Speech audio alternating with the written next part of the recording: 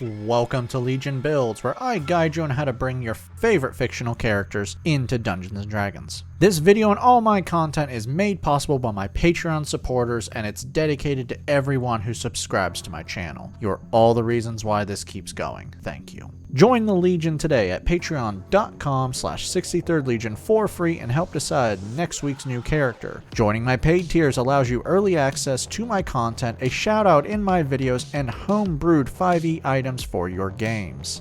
It's time to bring to life the sadistic and ancient evil. From Highlander, it's the Kurgan. Born in the year 980 BCE, the immortal Kurgan has been a plague on the world. He has murdered and destroyed his way across the planet, and committing a few crimes we can't mention here because I don't want to be demonetized. Seriously, he is nothing but a sadistic animal with no impulse control and a single goal on his mind: the prize. Should he win, he will plunge the world into darkness. That's all I'm going to have to say about this. If you don't know anything about the Highlander series, maybe I'll do a video about it, but the Kurgan's pretty simple. Jacob Kell, on the other hand, that is a very complicated villain. For today's build, we'll be using the Player's Handbook, Van Richten's Guide to Ravenloft, and Xanathar's Guide to Everything. We're using standard point array to keep things simple, and we are multi-classing, so watch those minimums should you use another system. Make Con 15, Strength 14, Charisma 13, Dex 12, Intelligence 10, and we're going to be dumping Wisdom with an 8. Remember when I said you have bad impulse control? Well, that's an understatement. You also have little in the way of actual wisdom, because after you tried to kill Connor MacLeod and then a bunch of mortals pushed you away, you never saw him again for at least 100 years. Seriously, you know where he is, just go after him. The Kurgan is an immortal human, and if you've seen my last two Highlander videos, you know where this part's going. Reborn from Van Richten's is an immortal. Kind of. You can't be an immortal in D&D. It just would break the game. Ancestral Legacy grants you 2 skills of your choice. Take Perception and History. Knowledge from a past life allows you to call on past experiences to improve your skill checks. You can now add 1d6 to any skill check you make, a number of times equal to your proficiency bonus between long rests. Deathless Nature makes you hard to kill. You have advantage on death save, advantage on saves against being poisoned and diseased, resistance to poison damage, you don't sleep and can't be put to sleep magically, and you don't eat, drink, or breathe. Your long rests are 4 hours long where you remain conscious. To finish out your lineage, you know the languages Common and 2 more of your choice. For background, place +2 into Strength and +1 into Con. For your origin feat, Tough gives you double your current character level in HP and then adds +2 HP to every level after. For skills, take Intimidation and Deception. For your last proficiency, take Smith's Tools to maintain your weapons and make some new ones. Level 1 Barbarians start things off with 2 skills. Grab Athletics and Survival. You are proficient in all weapons, light and medium armor, shields, and the saving throw Strength and Con. Unarmored Defense gives you an AC of 10 plus Dex plus Con when not wearing armor. Weapon Mastery allows you to access special properties of weapons you are proficient with. At the end of a long rest, you choose 2 weapons that you have proficiency with, and now you can use their Weapon Mastery property. Since you use a longsword, that gives you sap. Now when you hit a creature with a weapon that has this property, they now have disadvantage on their next attack roll before the start of your next turn. Rage allows you to boost your power. With a bonus action, when not wearing heavy armor, you can enter your rage state. While within your rage state, you now have resistance to slashing, piercing, and bludgeoning damage. You have advantage on strength checks and strength saving throws, and you add bonus damage to your strength-based melee attacks. You must maintain your rage every round by either attacking an enemy, forcing an enemy to make a saving throw, or using your bonus action. You can only maintain your rage for 10 minutes. Your rage damage starts off at a +2, and you can rage 2 times per long rest, but you will get a single rage back at the end of a short rest. While in rage, you can't cast spells or maintain them, and your rage ends if you can't maintain it, you fall incapacitated, or are wearing heavy armor. Level 2 Barbarians gain Danger Sense. When you are not incapacitated, you have advantage on dex saves. Reckless Attack allows you to throw caution to the wind. Now before you make your first attack, you can attack recklessly. This gives you advantage on all strength-based melee attacks before the start of your next turn. But also before the start of your next turn, all attacks against you are at advantage. Level 3 Barbarians now have access to their subclass. Zealot, found in the player's handbook, is going to make you even harder to kill and just improve your damage. Divine Fury adds more damage to your rage state. Now when you deal rage damage, you can add 4d6 plus half your barbarian level and either necrotic or radiant damage, which you choose with each hit. I'd say radiant because all immortal swords spark when they are hit. Warrior of the Gods, or maybe the Source, yeah, I mentioned that horrible movie that didn't happen, there are only 2 Highlander movies and everything else is a lie, makes you tougher to kill. You now have a pool of 4d12s that you can use to heal yourself with. Now with a bonus action, you can expend these d12s to roll them and heal yourself by the results. You regain all used d12s at the end of a long rest. Primal Knowledge gives you another skill from the Barbarian skill list, Grab Nature. Also, when in rage state, certain skills will become strength-based instead of their proper skill modifier. These skills are Acrobatics, Intimidation, Perception, Stealth, and Survival. Remember, you have advantage on all strength checks, and now all of those are strength checks. Finally, you have 3 rages per long rest. Level 4 Barbarians earn our first ability score improvement. Bump up strength for better damage and attack. You can now also choose up to 3 weapon masteries per long rest. Level 5 Barbarians receive extra attack. You can now attack twice per attack action. Fast movement increases your total movement by 10 feet when not wearing heavy armor. You've hit character level 5, raise your proficiency bonus up to +3. Level 1 Paladins start things off with more healing. Lay on Hands gives you another pool of healing. This time, its points equal to 5 times your Paladin level. With a bonus action, you can heal yourself, or if you're not a total bastard, your teammates, through Touch. By spending these points, you heal yourself equal to the points. You can also spend 5 points to end the poison condition, but this won't heal you, just end the condition. You regain all used points in the pool at the end of a long rest. Weapon Mastery is the same, but it's worse than Barbarian, so we're going to ignore it. Spell casting makes you a half caster. Remember, you can't cast spells while in rage, but don't worry, because think of them as backups when you run out of rage or just for use outside of rage. You are starting with 2 first level spells. For your spells, Cure Wounds heals 2d8 plus your charisma modifier. Wrathful Smite is a bonus action that charges your attacks when you go to hit a target. When you hit, you will deal an extra 1d6 necrotic damage and then force a wisdom save. If they fail, they are frightened of you for 1 minute. At the end of each of their turns, they can attempt the save again, ending the spell on a success.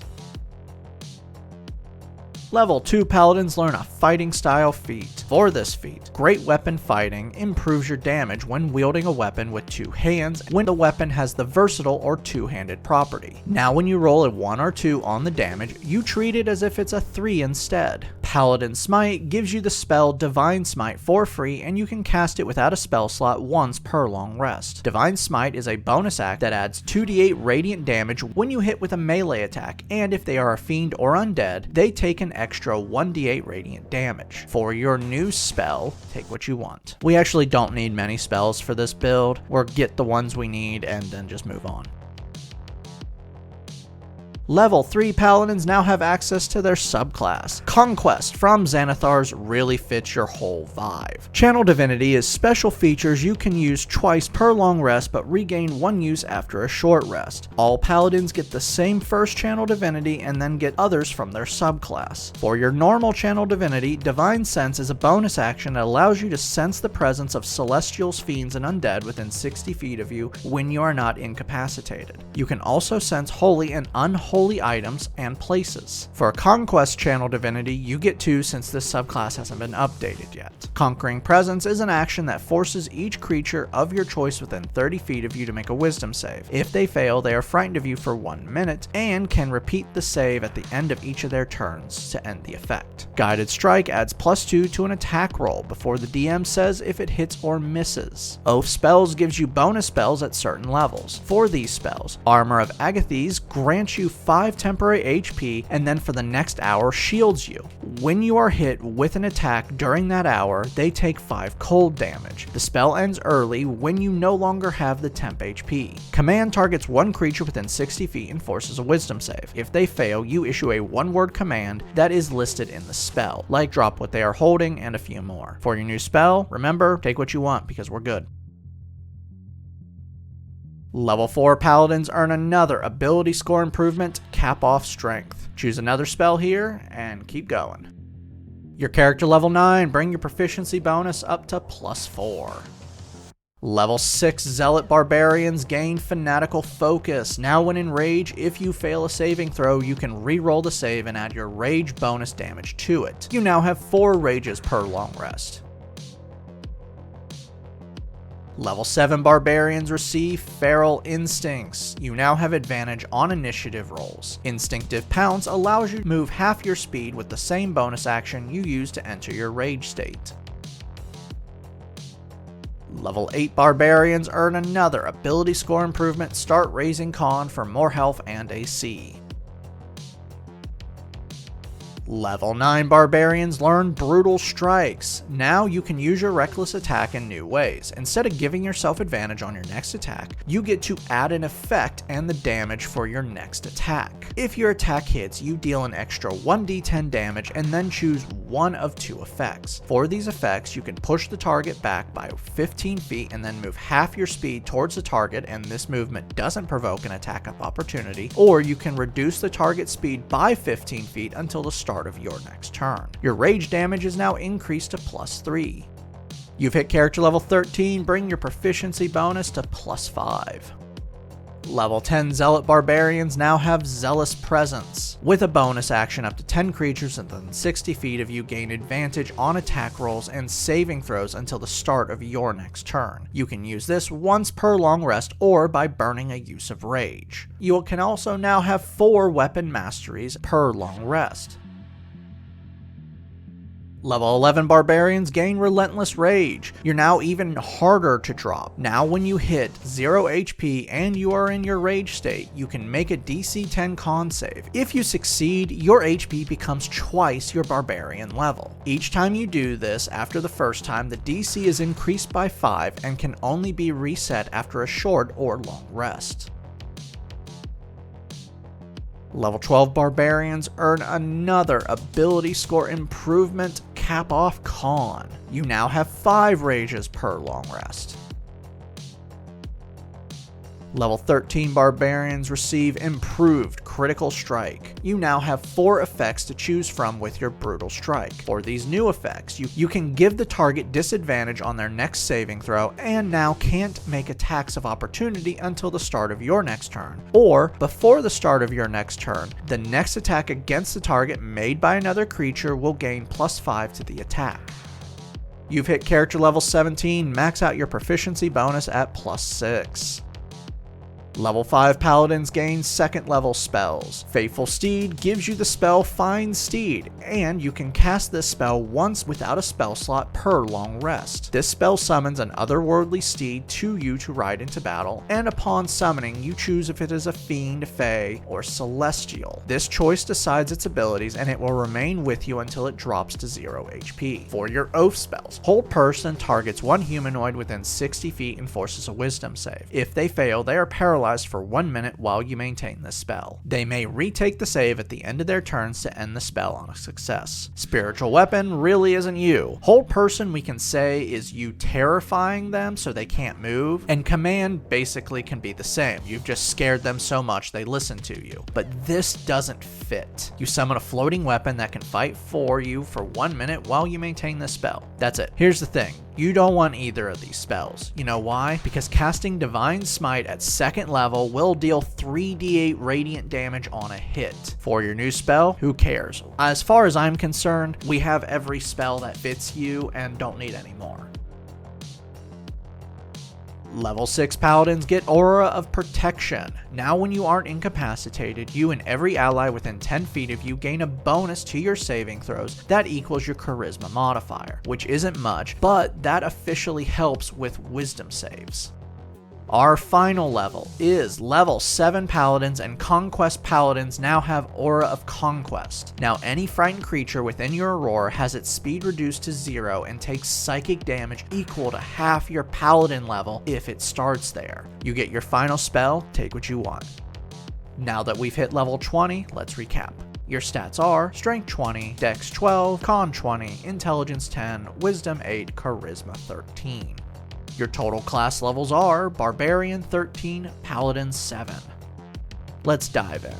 You will always be bringing the pain. Let's look at this as if you're wielding a longsword two-handed. In your rage state, you're dealing 1d10 plus 8 plus 4d6 plus 6, and then can add 1d10s plus an effect. Outside of rage, you're dealing 1d10 plus 5 plus 2d8. You're also very hard to kill. Your total health, taking the average, is pushing close to 280 HP. You can heal yourself multiple ways without magic. You have resistance to a weapon attacks, advantage on death saves, and can keep yourself up from dropping to 0 HP, bringing you back to 26 HP. Finally, to list some of the build's good qualities, you have advantage on initiative rolls, can move half your speed when you enter your rage, add +1 to all saves, have a 40-foot movement, always have a mount, several of your skills use your superior strength modifier when in your rage state, and you can re-roll failed saves.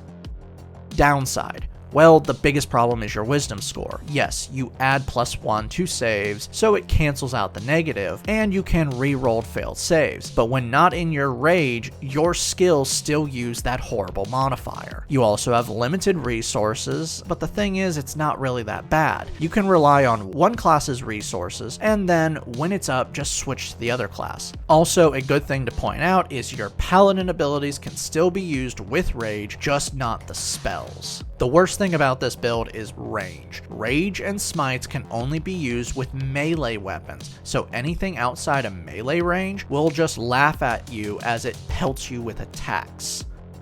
Go out there and win the prize, but be careful. Your single-mindedness and belief that everyone will follow the rules of the game has gotten you in trouble in the past, and something tells me that will not change. The end of the first movie tells me that, by the way. I'd like to give a special shout out to my Artificer tier. Thank you John Martin, Christopher R. Hunter, Java Squirrel, Matthew Dens, and Jonathan Haynes. You guys rock. Make sure to like and subscribe to not miss a single new build each week on YouTube and Spotify. And make sure to check out my Patreon where you can help decide next week's new character.